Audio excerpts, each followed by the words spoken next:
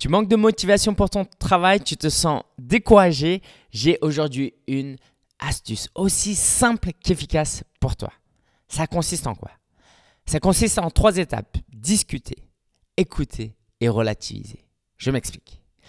À chaque fois que je commence à douter, que j'ai des difficultés, que je râle, que je me démotive un petit peu, il se passe quelque chose d'étrange. Je ne sais pas si c'est Dieu qui l'a voulu ou si c'est simplement des coïncidences, mais il m'arrive de rencontrer des gens, des amis, qui me racontent des choses plus misérables que moi. Pas forcément dans l'aspect professionnel, mais dans l'aspect personnel.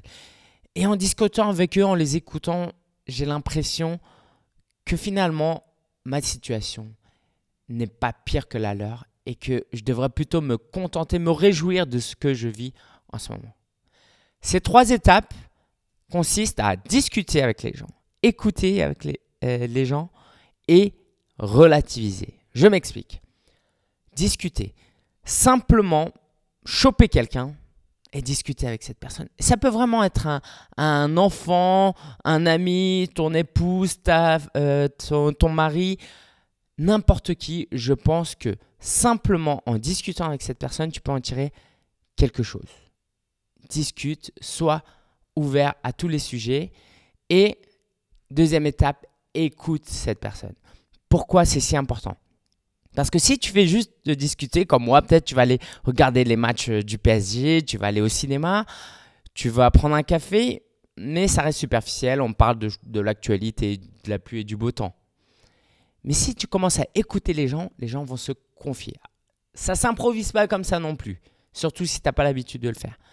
C'est une occasion de commencer peut-être. Écoute les gens, montre-leur que tu es attentionné, pose-leur des questions au lieu de parler tout le temps de toi. Et tu verras que les gens vont commencer à parler de leur travail, de leur situation familiale.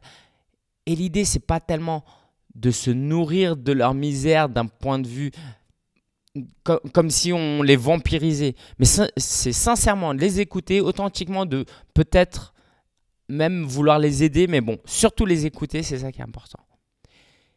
Et tu verras que quand tu les écoutes, quand tu entends les difficultés que ces personnes traversent, tu vas relativiser. Et c'est cette 3e étape. Relativise. Dis-toi, mais finalement, en tant que solopreneur, ce que je fais, le stress que j'ai, les difficultés que j'ai, c'est moi qui les ai provoquées, c'est moi qui les ai voulues. Et mieux vaut avoir un stress provoqué par soi-même qu'un stress subi peut-être par un patron.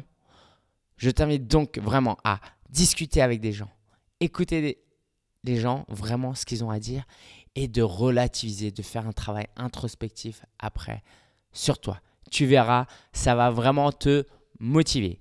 Et si tu as besoin de motivation plus positive, je t'invite le 19 avril 2014 à rejoindre la conférence Solopreneur où tu peux rejoindre 49 autres blogueurs avec qui tu peux partager de ton aventure entrepreneuriale, parler de blogging, recevoir des conseils, écouter des conférenciers qui ont un contenu exclusif à te donner.